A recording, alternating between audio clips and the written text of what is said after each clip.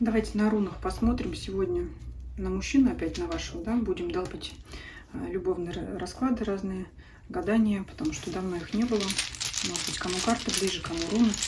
Сегодня не будем доставать какие-то отдельные руны, а высыпем все из мешочка и будем смотреть открытые руны, как вот ведьмины руны мы смотрим. И посмотрим вообще, что они сами расскажут на ситуацию отношений с вами. Ох, мужчина опять со слабой волей пришел, урус здесь перевернутый. Неужто предыдущий расклад повторяется?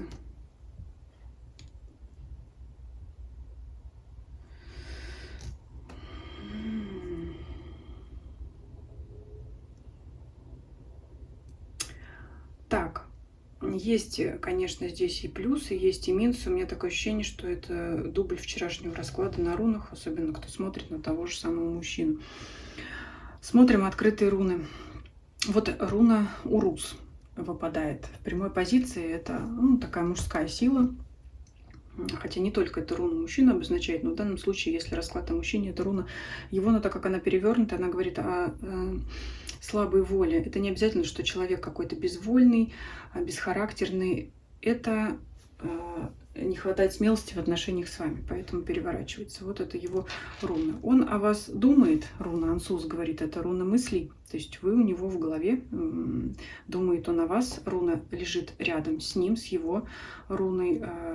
Думает, может быть, настолько много и часто, что он даже устал. Но усталость это тоже вот перевернутый урус может характеризовать. Очень много и часто он думает о вас, он может даже с вами общаться, если вы вот ВКонтакте находитесь. Я имею в виду не социальную сеть, я имею в виду поддерживаете общение, либо очное, либо переписку и так далее, звонки. То есть это руна общения. Здесь вот руна Феху показывает, что в принципе задатки для развития отношений неплохие, то есть перспективы в отношениях есть. И почему я сказала, похоже на предыдущий расклад Таро, вот здесь левая сторона в прошлом идет Хагалас, разрушение. Это могла быть ссора в ваших отношениях, причем довольно крупная какой-то. Это не то, что недопонимание, это прямо может быть конфликт либо с вами, либо вообще, опять руна говорит о его каких-то прошлых отношениях. Кстати говоря, у кого-то из вас, у загаданного мужчины, мог быть разрыв в предыдущих отношениях. Это не с вами разрыв. Нет, здесь нет разрыва, здесь все равно есть контакт. Я вот сказала, здесь общение, причем постоянное. Ера – это цикличность, то есть вы постоянно видитесь, постоянно переписываетесь, постоянно общаетесь. Но то, что думает он о вас, так это точно. Был либо болезненный разрыв с предыдущей пассией, скажем так, либо это были конфликты в отношениях с вами. Что мне здесь нравится? Над вами, прямо вот здесь над вами выпадает руна Альгиз, это защита, и так как она выпадает сверху, это прямо как бы отношения находятся под защитой высших сил. Но знаете, она так вот немножко на бочок легла. Может быть, если уж и не под защитой, то под присмотром. Вот так лучше, знаете, выразиться. Под присмотром. То есть высшие силы за вами наблюдают, как эти отношения развиваются.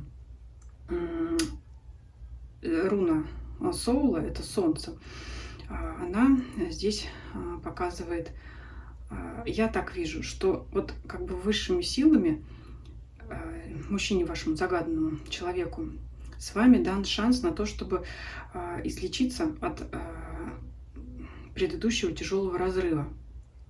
Вот как будто свыше вас, ему, как вот этот свет, это солнце, руну солнца показали, подарили, да, вот высшие силы как бы среди всех высветили вас ему, чтобы он, ну, можно сказать, исцелил свое раненое сердце. Вот еще на среднем уровне выпадает Хагалас, это прямо разбитое сердце, как будто в прошлом было у него, да. Если вот мы смотрим уровень головы, вверх, да, и низ. Вот он сейчас прямо, может быть, кстати, без сил, действительно, уставшим, может быть, таким вот апатичным. И вот это как шанс исцелиться от прошлых отношений. Ну, причем шанс-то уже ему, так сказать, был дан давно. Есть перспективы на то, чтобы эти отношения сложились. Есть у него Наутис, нужда в ваших отношениях. Он хочет с вами контакта поддерживать. То есть вы ему необходимы.